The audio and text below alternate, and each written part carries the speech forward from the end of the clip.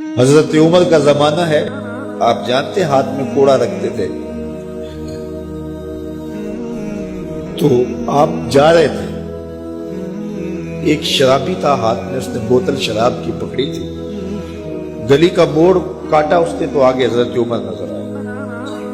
حضرت عمر تو موقع پہ سزا دیتے تھے، ہاتھ میں درہ پکڑا ہے تو اس نے دل ہی دل میں کہا مالک عمر کے قہر سے بچا لے، پکی توبہ کرتا ہوں آج کے بعد شراب نہیں پیوں گا، اور جلدی سے وہ شراب کی بوتل بکل میں بغل میں دبا لی۔ حضرت عمر بھی سر پہ پہنچ گئے اور جھڑک کے کہا کہ یہ تیرے پاس کیا ہے؟ تو ڈرتے ہوئے کہا حضرت سرکہ ہے۔ تو عمر تھے، کہا نکال۔ تو جب نکالا تو واقعی سرکہ ہو گیا تھا۔ جو رب شراب کو سرکے میں بدلنے پہ قادر ہے، وہ رب گناہوں کو نیکیوں میں بدلنے پہ بھی قادر ہے۔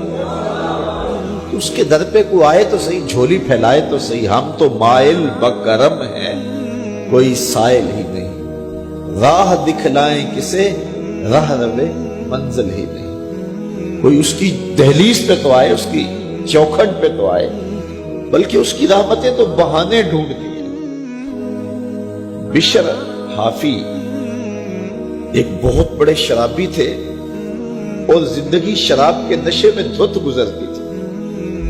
ایک دن گلی سے گزر رہے تھے، کاغذ کا ایک ٹکڑا دیکھا، اس پہ رب کا نام لکھا تھا۔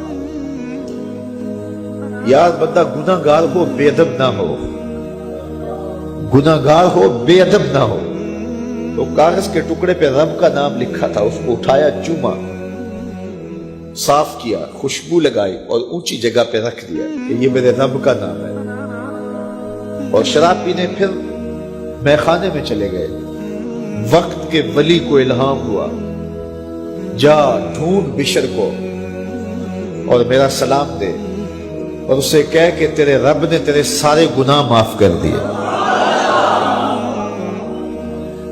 نکلا، پوچھا بشر کون ہے؟ لوگوں نے کہا وہ تو بہت بڑا شرابی ہے۔ اللہ اکبر۔ گھر پوچھا، کہا وہ شراب خانے میں۔ شراب خانے میں پیچھے چلے گئے۔ وقت کا ولی اللہ شراب خانے کے دروازے پہ دستک دے رہا ہے۔ اندر سے آواز آئی، کون؟ نام بتایا، کہا میں بشر کو ملنا چاہتا ہوں۔ کہا وہ تو نشے میں دھت پڑا ہے۔ ساقی میخانہ نے کہا کہ وہ تو نشے میں دھت پڑا ہے، کہا اسے ملنے آیا ہوں۔ اس نے جا کے کہا کہ باہر تیرا کوئی مہمان ہے۔ تو بشر نشے میں ہی ڈولتا ہوا ننگے پاؤں دروازے پہ آیا۔ اللہ کا ولی کھڑا تھا، کہا کہ تیرے رب نے تجھے سلام بھیجا ہے، تو نے اس کے نام کی قدر کی تھی اور اس نے تیرے سارے گناہ معاف کر دیے۔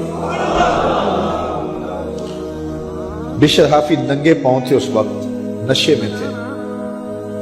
نشہ شراب کا تھا، لیکن رب کا سلام آیا تو یہ نشہ اس سے بھی اوپر تھا۔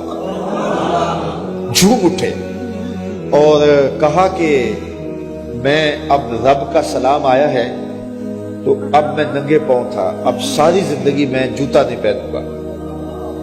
عربی میں حافی ننگے پاؤں والے کو کہتے ہیں، تو بشر حافی کو بشر حافی اس لیے کہتے ہیں کہ وہ ساری زندگی پھر برہنہ پا رہے، انہوں نے کبھی بھی جوتا نہیں پہنا تھا، زندگی بدل گئی، لیکن پاؤں میں جوتے نہیں پہنتے تھے کہ میرے رب کا سندیسہ جب میرے نام آیا تھا، میری جب تقدیر بدلی تھی، میرے رب نے جب مجھے محبت نامہ بھیجا تھا، مجھے سلام بھیجا تھا، پیغام بھیجا تھا، تو میرے پاؤں میں جوتا نہیں تھا۔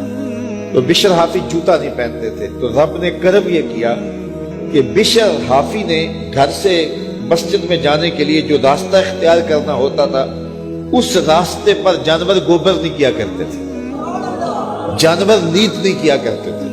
یہ بشر حافی کی گزرگاہ ہے۔ ایک دن ایک شخص آیا تو جس راستے سے بشر حافی گزرتے تھے تو وہاں کسی جانور کا گوبر پڑا ہوا تھا، تو اس نے بلند آواز سے کہا ایھا الناس، لوگوں سن لو، بشر حافی انتقال کر گئے۔ لوگوں نے کہا تمہیں کس نے بتایا ہے؟ کہا یہ گوبر پڑا ہوا ہے، اس کا مطلب ہے کہ آج بشر حافی اس گلی سے نہیں گزریں گے۔ تو جب پتہ کیا گیا تو حضرت بشر حافی کا واقعہ انتقال ہو گیا. کوئی سچی توبہ کرے تو صحیح, کوئی اس کی دہلیز تو آئے تو صحیح. ہم تو مائل بکرم ہیں, کوئی سائل ہی نہیں, راہ دکھلائیں کسے رہ روے منزل ہی نہیں. کوئی جھولی تو پھیلائے وہ تو قریب ہے, اس کی تو رحمتیں آواز دے رہی ہیں, یا ایھا الانسان ما غرک بربک الکریم. او بھاگے ہوئے انسان, آجا پلٹ کے, تیرا رب بڑا کریم.